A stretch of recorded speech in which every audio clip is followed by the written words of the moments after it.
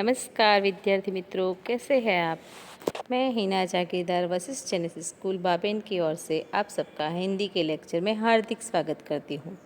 बच्चों, अब तक जो है हम 6 चैप्टर तक देख चुके हैं, किंतु फिर भी हम ये जो चैप्टर है, ये जो है एग्ज़ाम के बाद का आपका चैप्टर है, तो वो उसे फिर से मैं दोहरा लेती हूँ।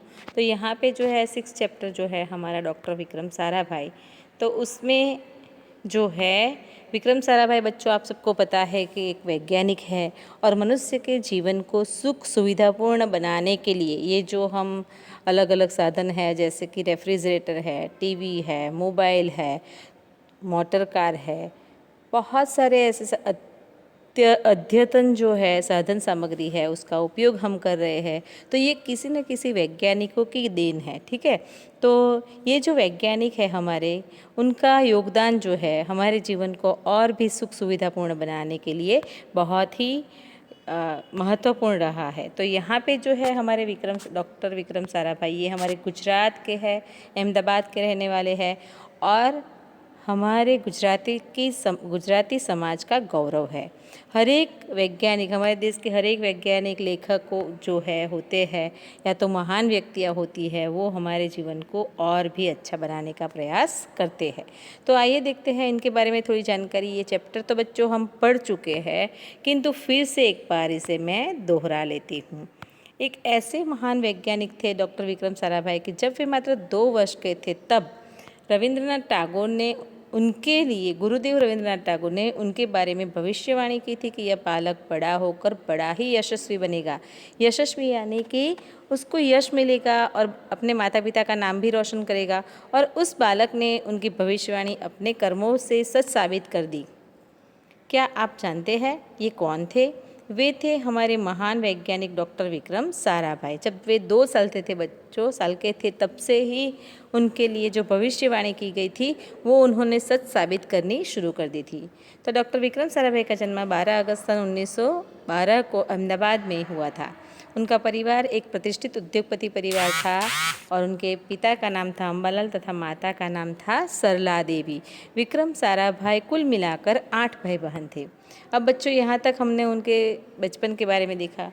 देखो, उनके बचपन की एक यादगार घटना है कि बाल्यकाल से ही वे प्रतिभावान विक्रम साराभाई जो है, उनके जीवन का एक प्रसंग है कि एक बार जो है उनका परिवार शिमला घूमने गए थे।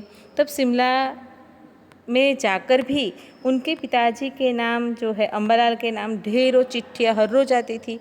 यह देखकर बालक विक्रम भाई को भी हुआ कि उनके नाम भी ढेरों चिट्ठी आए। तो उन्होंने क्या किया कि उन्होंने खुद के नाम बहुत सारी चिट्ठियाँ लिखी और लिफाफे में डालकर डाकघर जाकर डाल आए। और फिर क्या था, दूसरे दिन तो उनके नाम ढेरों चिट्ठी आने लगी। यह देखकर घर के परिवार के लोगों को आश्चर्य हुआ कि ये कैसे संभव हुआ। जब सच बात पता चली तो उनके पिताजी मुस्कुराए और उन्हें अपने गले से लगा लिया। तो ये जो था सफलता पाने का बुलंद इरादा डॉक्टर विक्रम साराभाई का, वो हमें यहाँ पे देखने को मिलता है।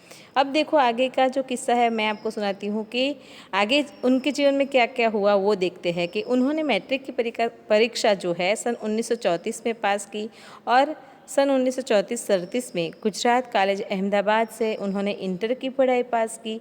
फिर 1937 में उन्होंने इंग्लैंड चले गए और सन 1940 में कैम्ब्रिज से गणित व भौतिक विज्ञान की जो है उन्होंने उपाधि जो है प्राप्त की थी। फिर वे जब भारत आए, द्वितीय विश्व युद्ध के दौरान उनको लगा कि अब मुझे भारत वापस लौट जाना चाहिए, तो वो वापस लौट के आए और भारत में उन्हें जो है डॉक्टर सी वी रामन और जो है डॉक्टर होमी भाभा जो है उनका जो है सानिध्य मिला। ये जो थे सी वी रामन और होमी भाभा, तब हमारे भारत देश के बहुत ही जाने माने वैज्ञानिक थे। तो उनका सहयोग एवं सहकार मिला और यहाँ राष्ट्रीय स्वतंत्रता आंदोलन के वे बड़े ही प्रभावित हुए और 1942 में वह जो है मृणालिनी स्वामीनाथन के साथ विवाह सूत्र में बंध चुके थे। उनकी शादी किसके साथ हुई थी? तो यहाँ पे आप देख सकते हो कि मृणालिनी साराभाई के साथ उनका विवाह हुआ था। फिर जो है उन्होंने अंतरिक्ष की गहराइयों से आने वाली रहस्यमयी कॉस्मिक किरणों पर अनुसंधान करके कैम्ब्रिज विश्वविद्यालय से सन 1947 में पीएचडी की उपाधि प्राप्त की। पीएचडी की उपाधि उन्होंने कब प्राप्त की थी? तो 1947 में पीएचडी की उपाधि जो है उन्होंने हासिल की थी। तो इस तरह से अंतरिक्ष का हल प्राप्त करने में विक्रम साराभाई का नाम लिया जाता है। उनका सुझाव था कि जो है कि यदि हमें अंतरिक्ष से आने वाली किरणों का गहराई से अभ्यास करना होगा तो हमें कहाँ जाना पड़ेगा? हिमालय की ऊंची चोटियाँ जो है, तो ये अंतरिक्ष से आने वाली किरणों के बारे में जो अभ्यास करना है तो उसके लिए उपयुक्त है, योग्य है और अनुकूल भी है। इसीलिए भारत सरकार ने गुलमर्ग में क्या बनाया? एक वैज्ञानिक उपकरणों से लेंस यानी युक्त लेंस जो है एक प्रयोगशाला स्थापित की। तो डॉक्टर विक्रम साराभाई के निजी प्रयासों से सन 1947 में भौतिक अनुसंधान प्रयोगशाला अहमदाबाद में भी उन्होंने स्थापित कर दी। देखो कहाँ कहाँ पे उन्होंने प्रयोगशाला स्थापित की, तो वो देखो जिससे वह आजन्म संबंध रहे थे। जो अहमदाबाद में उन्होंने जो प्रयोगशाला स्थापित की थी तो उससे वो जुड़े रहे। साथ ही उन्होंने देश में वस्त्र उद्योग की तकनीकी समस्याओं के हल निकालने के उद्देश्य से अहमदाबाद में ही टेक्सटाइल इंडस्ट्रीज रिसर्च एसोसिएशन की स्थापना की थी।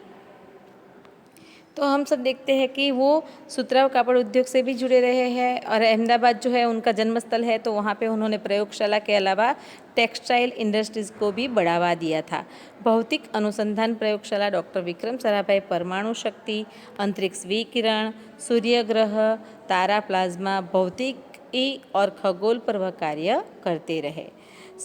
फिर देखो कि सन 1961 में, अब देखो यहाँ पे आपको प्रश्न पूछा जाए कि वे कौन कौन सी बाबतों पर या तो कौन कौन से विषयों पर अनुसंधान करते रहे या तो कार्य करते रहे। तो भौतिक अनुसंधान प्रयोगशाला और परमाणु शक्ति, अंतरिक्ष शक्ति, तारा प्लाज्मा, तो ये जो है ये लाइन यहाँ पे आपके पाठ्य पुस्तक में जो है तो उस पर वो कार्य करते रहे। फिर क्या हुआ? सन 1961 में वे परमाणु ऊर्जा आयोग के सदस्य बनाए गए। डॉक्टर भाभा की मृत्यु के पश्चात परमाणु ऊर्जा संस्थानों का भार युवा वैज्ञानिक डॉक्टर विक्रम साराभाई के कंधों पर ही आ गया। जब होमी भाभा की मृत्यु हो गई तो पूरा जो कार्यभार है वो विक्रम साराभाई के कंधों पर आ गया। उन्होंने भारतीय अनुसंधान केंद्र का जो है गठन किया था। डॉक्टर विक्रम साराभाई इसके पहले अध्यक्ष बने। यह उनकी अगुवाई एवं अधिक अथक परिश्रम का ही परिणाम है कि भारत में दूरसंचार, दूरदर्शन व मिशन मौसम विज्ञान के प्रक्षेपित अनेक उपग्रह अंतरिक्ष में तैर रहे हैं। तो जो सफलतापूर्वक जो कार्य कर रहे हैं हमारे जो उपग्रह है, जो कि हमें मौसम का हलचल बताता है, जैसे कि गर्मी आज कितनी पड़ेगी, बारिश कितनी होगी, और टीवी के जो कार्यक्रम हम देख सकते हैं तो वो क्यों चलते हैं? क्योंकि अंतरिक्ष में ऐसे उपग्रह भेजे गए हैं जो अच्छी तरह से कार्य करते हैं और उसी उपग्रह के कारण जो है हम टीवी, मोबाइल पे जो भी प्रोग्राम है वो देख सकते हैं। ठीक है, तो ये किसके प्रयासों से हुआ था? तो डॉक्टर विक्रम साराभाई के प्रयासों से। डॉक्टर विक्रम साराभाई ने अपना संपूर्ण जीवन भारत तथा विज्ञान के समग्र विकास के लिए समर्पित कर दिया। भारत के विकास में उत्कृष्ट योगदान के लिए उन्हें कई राष्ट्रीय और अंतर्राष्ट्रीय सम्मान प्राप्त हुआ। अब देखो उनको राष्ट्रीय अंतर्राष्ट्रीय, मैंने जो है बच्चों आपको ये चित्र के जरिए पूरी जो कहानी है या तो उनका जीवन चरित्र है वो आपको बताया है। तो ध्यान से यह चैप्टर पढ़ जाइएगा, आपको याद रह जाएगा। सन 1962 में उन्होंने डॉक्टर शांति स्वरूप भटनागर पुरस्कार उनको दिया गया था। इसके बाद 1966 में पद्म भूषण तथा इसके बाद जो है सन 1972 में उनको मरणोत्तर पद्म विभूषण का जो है अलंकरणों से नवाजा गया, अवार्ड उनको एनायत किया गया था। निशस्त्रीकरण से संबंधित कई महत्वपूर्ण अंतर्राष्ट्रीय संस्थाओं में भी भारत के वे प्रतिनिधि रहे थे। इस तरह से जो है विक्रम साराभाई का जो कार्य है वो हमेशा अग्रसर रहा है। डॉक्टर विक्रम साराभाई सन 1966 में international council of scientific union के सदस्य भी रह चुके हैं। सन 1968 में संयुक्त राष्ट्र संघ में यूनेस्को के विज्ञान विभाग के अध्यक्ष भी वे बने गए। उन्हें इंडियन जियोलॉजिकल यूनियन का जो है प्रमुख भी घोषित किया गया था। तो बच्चों यहाँ से लेकर यहाँ तक जो है आपको पूछा जाए कि डॉक्टर विक्रम साराभाई ने कौन कौन सी उपाधियों को शोभायमान किया था, या तो कौन कौन से पदों पर उनकी नियुक्ति की गई थी, तो उसका उत्तर इस पैराग्राफ में है, परिच्छेद में है, आप देख सकते हो।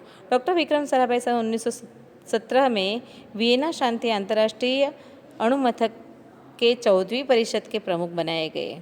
सन 1971 में संयुक्त राष्ट्र संघ परिषद के उपाध्यक्ष व बाद में विज्ञान विभाग के अध्यक्ष भी उनको बनाया गया था। वह केवल उच्च कोटि के वैज्ञानिक ही नहीं थे, बल्कि व्यस्तताओं के बावजूद भी, अब देखो यहाँ पे बहुत अच्छी बात की गई है कि सिर्फ वो वैज्ञानिक के तौर पर ऐसा ही कार्य, विज्ञान का ही कार्य करते रहे, ऐसा नहीं है, किंतु वे कला, शिक्षा व समाज के लिए पर्याप्त रूप से कार्य करते रहे। तो इस तरह से जो है वो सामाजिक कार्यों से भी जुड़े रहे। उनके ही प्रयासों से अहमदाबाद में लोक विज्ञान केंद्र एवं नेहरू विकास संस्थान की स्थापना हुई। यहाँ वह जन सामान्य की विज्ञान के प्रति रुचि जागृत करने के लिए कार्य करते रहे। अब अंतिम पैराग्राफ में आप देखो कि वह 21 दिसंबर सन 1971 की काली रात थी। कब, कौन सी रात थी बेटा? 21 दिसंबर सन 1971 की काली रात थी, तारीख थी। डॉक्टर विक्रम साराभाई को त्रिवेंद्रम के लांचिंग स्टेशन थुम्बा में कार्य निरीक्षण के लिए भेजा गया था। वहाँ वह एक होटल में ठहरे हुए थे। यहाँ हृदय की गति रुकने से उनकी मृत्यु हो गई थी। उनके निधन से विज्ञान में नित नए आयामों को जोड़ने वाला एक जीवन चक्र सदा के लिए रुक गया। ऐसी महान प्रतिभा को शत शत नमस्कार। तो बच्चों आप सब देखते हैं कि यहाँ पे जो है विक्रम साराभाई का पूरा जीवन कवन, यानी कि उन्होंने जो भी कार्य किया किस तरह से किया, तो वो सब बताया गया है। अब बेटा आप जो है, मैंने इसको चित्र के जरिए में भी जूम में हम ये चैप्टर पढ़ चुके हैं। यहाँ पे हमने फिर से चैप्टर का रिवीजन कर लिया है। अब आपको एक बार पढ़ लेना है, ठीक है। तो यहाँ पे कुछ शब्दार्थ है। इरादा शब्द का अर्थ होता है विचार या तो संकल्प। लिफाफा यानी कागज़ की वह चौकोर थैली जिसके भीतर चिट्ठी या कागज पत्र रखकर भेजा जाता है। ढेरों यानी बहुत ज़्यादा, अधिक। लेस यानी सुसज्जित, युक्त। अनुसंधान यानी आविष्कार या तो खोज, संशोधन। उपाधि का अर्थ है प्रतिष्ठा सूचक खिताब। अब जो है यहाँ पे अभ्यास में कुछ जो हमने देखा कि प्रश्न है, विक्रम साराभाई ने अपने नाम खुद चिट्ठियाँ क्यों लिखी होगी? तो हमने देखा कि अपने पिताजी के नाम हर रोज़ ढेरों चिट्ठियाँ आते देख बालक विक्रम का भी मन हुआ था कि उनके नाम भी ढेरों चिट्ठियाँ आए, इसलिए उन्होंने अपने नाम खुद चिट्ठियाँ लिखी थी। विक्रम साराभाई साइकिल पर विभिन्न कलाबाजियाँ करते थे। इस तरह आपको क्या करना पसंद है? तो बच्चों इसका उत्तर आप खुद अपने हिसाब से लिख सकते हो कि जिस तरह से मुझे ड्राइंग का शौक़ है तो मैं चित्र बनाती हूँ, गाने का भी शौक़ है तो कभी कभी गुनगुना लिया करती हूँ, या तो अच्छे अच्छे गीत सुन लिया करती हूँ। तो इस तरह से आपको जो भी पसंद है वो आप इस प्रश्न के उत्तर में लिख सकते हो। प्रश्न 2 है, इस पाठ को ध्यानपूर्वक पढ़ते हुए विक्रम साराभाई के बचपन की घटना अपने शब्दों में लिखिए। तो ये जो पत्र वाली कहानी जो घटना है वो आप लिख सकते हो। तीसरा प्रश्न जो है, निम्नलिखित शब्दों के अर्थ शिक्षक छात्र से पूछेंगे, और ये जो है आपके पाठ्य पुस्तक में दिखाई देता है, ठीक है। तो पाठ्य पुस्तक में से आप ये शब्दों के अर्थ यदि आपको नहीं आते तो आप मुझसे पूछ सकते हो। तो बच्चों यहाँ पे जो है ये वीडियो आपको अच्छा लगा होगा, और ये जो चैप्टर है वो आपको अच्छे से याद रखना है, क्योंकि ईस्वी सन जो है बहुत ज़्यादा है। कौन सी ईस्वी सन में कौन सा कार्य हुआ था, उनका जन्म कब हुआ था, और वे किससे जुड़े थे, प्रयोगशाला कब स्थापित की थी, ऐसे प्रश्न भी आपको ईस्वी सन के जरिए, ईस्वी सन को माध्यम बनाकर पूछे जा सकते हैं, ठीक है। तो आपको ये सब याद रखना है। तो यहाँ पे जो है मेरा वीडियो ख़त्म होता है। आप सब ने बहुत अच्छे से मुझे सुना, तो आप सबका बहुत बहुत आभार। अगली एग्ज़ाम्स के लिए आप सबको बेस्ट ऑफ लक। बच्चों बहुत आगे बढ़ो, हमेशा प्रगतिशील बनो। बाय, फिर से मिलेंगे, सी यू।